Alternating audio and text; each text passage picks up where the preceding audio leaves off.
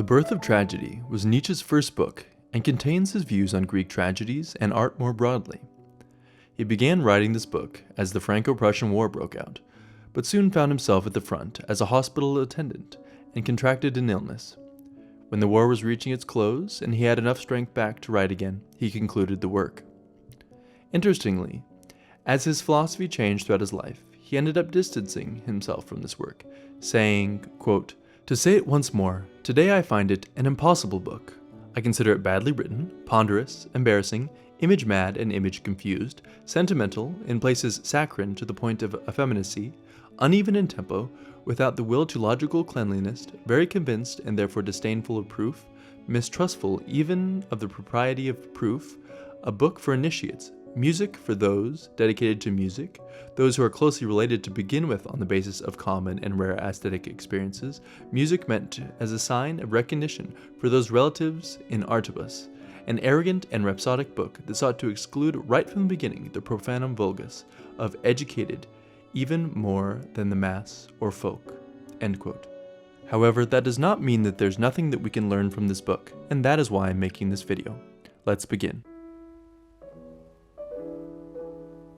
To Nietzsche, art isn't just for leisure, it is the height of human existence, and if you want to understand his feelings about art, you need to understand his distinction between Apollonian and Dionysian. To him, Apollonian means something like the shadows in Plato's cave that are merely imitations of reality. One may even know that what he is seeing is an imitation and still get lost in these imitations, which allow us to separate ourselves from the chaos and suffering of life and protect us with a veil of Apollonianism. The Greeks gained great wisdom from suffering and were amazingly capable of looking death in the face without breaking their gaze, but that was not sustainable, so they had to create the Apollonian illusion to save themselves from despair. The Dionysian blurs the line between appearance and reality like a drunk stumbling down the street, yelling at ghosts. It gives us a sense of ecstasy, and the individual fades from reality and blends into the collective consciousness of nature and humanity. Music is the ultimate Dionysian art form, as it isn't generally an imitation. Rather, it is experience itself, and music that is especially Dionysian intoxicates you and makes it so that you can hardly help but move your body in wild dances.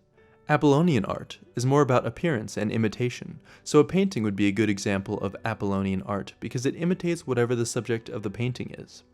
The tragedy is the perfect combination of Dionysian and Apollonian because the music intoxicates the audience into a Dionysian frenzy, whereby the actors on stage are transformed into the gods and heroes that they represent. Sadly, the Greek tragedy would be ruined though. The golden age of Aeschylus and Sophocles was slain by the works of Euripides. He did away with the Apollonian dream state by making the plays about the common man and not heroes or gods.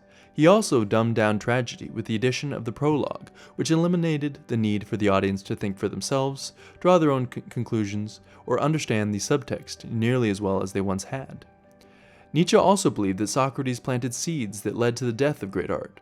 Socrates' mode of thinking was entirely rationalistic, which tends to destroy and not create. Socrates himself found that seductive arts were merely beautiful and not useful, and asked his students not to indulge in them.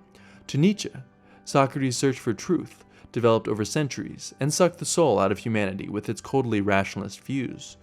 Rationality is an important piece of humanity, but it is not the whole picture.